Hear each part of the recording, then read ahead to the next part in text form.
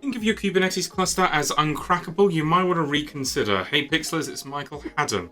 Supply chain attacks are on the rise, targeting unsuspecting companies. I can't stress enough, this is quite a serious topic today. Mastering supply chain security can make you the gatekeeper of your company's tech fortress. In 2021, Blue Voyant, a cybersecurity provider, reported that 98% of organizations it surveyed said they had been impacted by a supply chain security breach, and in 2022, 82% of 1,000 chief information officers said that their organizations were vulnerable to supply chain attacks. Sonatype and the European Union Agency for Cybersecurity reports that in late 2022, supply chain attacks is the #1 emerging threat. And on a less serious note, security researcher Alex Pearson found a security vulnerability that allowed him to run code on servers owned by Apple, Microsoft, PayPal, and 30 other companies. Now, you might think this is quite sophisticated, but no, all he did is he registered the internal dependencies that these companies use as public resources. So whenever these companies would go to download their internal dependencies, they would accidentally download from the public package managers. Software supply chain attacks will continue to escalate in the coming years, potentially costing businesses a staggering $138 billion by 2031. So let's start with the obvious question. What is a supply chain? A supply chain automates the process of producing a build and operating it in a runtime environment. In short, it's your pipeline. Now, when we're building our software, we're often bringing down third-party dependencies, base images for our Docker containers, npm packages for our JavaScript programs, Gem for our Ruby programs, you name it, Maven for Java, you know the gist. And often, maybe we might take the time to validate that these things are fine and legitimate once we pull them in initially, but there's always going to have to be a process to maintain the assurance of the quality of these packages. And Kubernetes is quite vulnerable to these types of attacks, not because Kubernetes itself is vulnerable, but because with Kubernetes, the purpose of Kubernetes is you can run whatever type of workloads you want. And with that power and freedom to run whatever you want, you also tend to be responsible in making sure that your containers have all of the resources they require. So, for example, installing Python, installing the packages you need, installing some third-party resource, who knows. And obviously, this brings a certain level of complexity. For example, let's say you want to have a container that has FFmpeg. Installing all the drivers on it can be quite annoying. You have a NVIDIA server, so why not have the NVIDIA drivers available for your FFmpeg for hardware acceleration? Oh, look at that, someone's already posted online. I don't have to spend the time building my own container. So you pull that down, you find it on Docker Hub, you pull it down, and just deploy it in your system. Maybe if you're responsible, you might run some sort of security scanning on it. But once again, just because you ran security scanning on it now, doesn't mean it will always stay secure. Yes, that container might be secure now, but who knows what they're going to do in future releases. They can always re-release a different release on that same release tag, updating the record on the third-party repository. You don't know. Additionally, it could always be you do run a scan now and it changes. Who knows? And so the mindset we must adopt when we're building our pipelines is that of zero trust. We should never trust any entity inside or outside the perimeter of our system at face value. We should always verify. In short, we should never trust anything, whether it's inside or outside. Traditionally in computing, we would trust inside of the system. We would say, well, if you've gone this far, you must be trustworthy. With zero trust, never trust anything. Supply chain security is a good example where zero trust is important. You're pulling down resources that other people have made, third-party participants.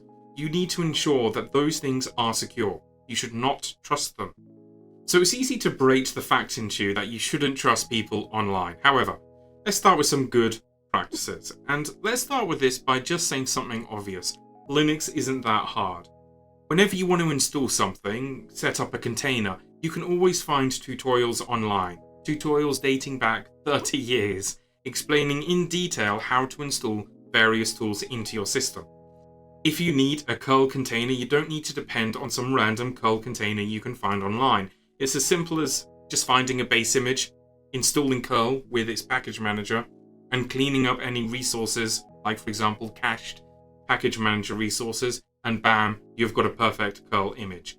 We don't have to make it that complicated.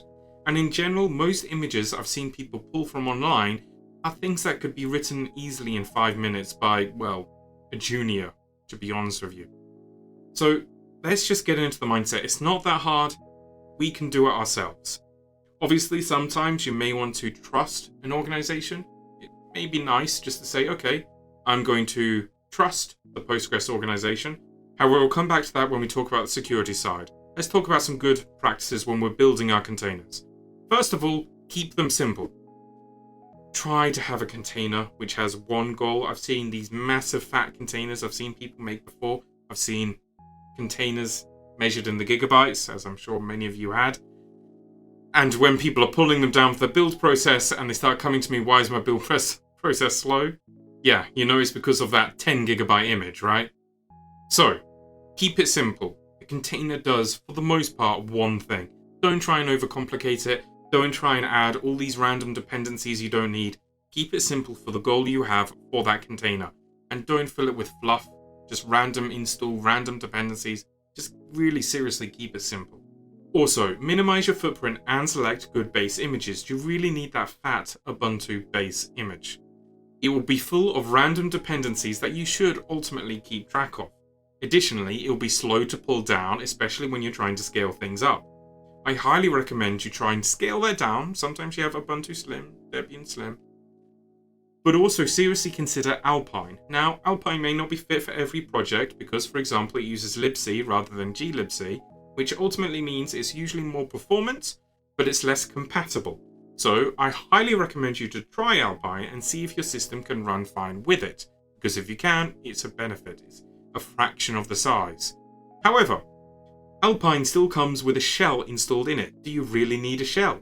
We're using Kubernetes here. If you really need to use a shell to debug your container, you can always spin up ephemeral containers alongside your main application. Now, if you use a distroless container, one that has nothing other than, say, a binary that you've installed from your Golang or Rust application, then it will be extremely lightweight and portable, and also secure. No dependencies to keep track of or random things going on that you do not know. Also, seriously consider multi-stage containers. A lot of the time we're pulling down random dependencies is because we need it for our build phase. Separate your build phase into its own container block in a multi-stage container, so then when we come down to our run phase, we don't have all of these random unnecessary dependencies. So let's actually talk about security now, and the first thing I can recommend is that you sign everything. For example, Docker Trust Sign. This produces a hash from your Docker container to make sure we can verify when we're pulling it down that we're pulling down the exact Docker container we intend to pull down. And in Kubernetes, when you reference the image, you can use the @ symbol to then reference the hash to force Kubernetes to only pull down that image with that tag, which also has that hash. This makes sure there's no man-in-the-middle type of tags or a switch and replace from the third-party repository that you pulled your image down from. You can verify that the one you have validated to be safe is the one you are pulling down. Also, I highly recommend you upgrade to the latest version of Kubernetes because in the latest version of Kubernetes, it will validate that the hash of your container matches the one on the remote repository. What this means is if someone has put in a bogus container onto your node, it will know that it doesn't match from the third-party repository and it will pull down the fresh container. Now, even though I've just suggested you can pull from third-party repositories and you can make it secure by hashing and checking the sign of the container, don't. You're obviously opening yourself up to potential attacks and maybe you forgot to hash it. I highly recommend you implement rules with OPA, Kyverno, or my favorite, CEL, the Common Expression Language, to ensure that people are not pulling down from repositories you have not approved. So, for example, you can ensure they only pull down from your internal repositories. Now, you might think, well, if they can only pull down from my internal repositories, how do I get access to containers I trust? For example, like I said before, Postgres. Maybe Postgres have released a container and you trust Postgres. We don't want to build our own Postgres container. We just want to use the one provided to us from the organization, for example, we trust. What you can do is obviously you can validate that that is a safe download and store it into your internal registry for your company. And then you can make sure in your cluster people can only pull down from containers you have validated and taken the time to copy into your own registry. Now, obviously, it's nice to have these procedures in place, but it's always nice to have tools to help us validate that these things are secure. So, for example, for Docker, we have linter. For Kubernetes, we have kubesec, as well as others. And most importantly, for this conversation, there is Trivy for containers. So, whenever we're validating that these third-party containers are safe, or alternatively, the dependencies of containers we have made, I highly recommend you always scan them through Trivy. And if you're not doing this already, I immediately recommend this to be the highest priority task on your project. So, what does Trivy actually scan for? Trivy scans for CVEs, common vulnerabilities and exposures.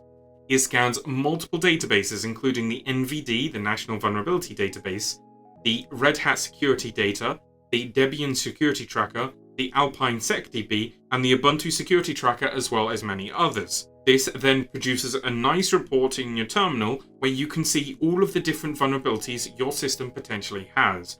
Obviously, you should review them carefully because some may not be relevant to your system. However, it's the best way to ensure your system is secure. Now, you might be wondering, is this really necessary? It's a lot of work to bring down all of these dependencies and validate them inside of your system. It's a lot of work to go through all of these things, and it's a lot easier just to pull down a public resource. However, here's two examples. A while ago, 2 Docker containers were uploaded to Docker Hub. One was called Alpine and one was called Alpine 2. And obviously, when you ran these inside of your cluster, they would just run cryptocurrency mining software. In fact, cryptocurrency miners constitute a significant portion of malware found in Docker images, accounting to 44% of malicious images. Additionally, 23% of these malicious images contained Bitcoin wallet stealers. So now we've learned some good practices on how to build our Docker containers. And additionally, we've learned some good practices on how we can secure our pipeline. So we can now actually build our pipeline and create a theoretical good practice pipeline. Obviously, we can start with our automated build and testing on push. Then we can build and scan our container with Trivy. We can then sign our container, store it in our source code, and push to our registry. We can validate any manifests we have to produce, for example with linter or kubesec, and report all of this back to any pull requests that later get produced from our code. Or even better, we will use ChatOps, which means we will send a message directly to the developer immediately, telling them about the build process, usually on Slack or whatever messaging platform you use. And then on deploy, we can monitor and audit the release with our observability platform, which creates a nice feedback loop, immediately bringing us back to dev to ensure our system is always secure in production. Now, it's important to realize that we're shifting our security left when we do this. What that means is we're focusing on catching our vulnerabilities before they get deployed. Now, this can have a benefit. Obviously, we're allowing our developers earlier in their development process to ensure things are secure. The downside is obviously this is not a replacement to continuous monitoring for security on your live production system. You still have to have all of the continuous scanning and alerting capabilities in place in production.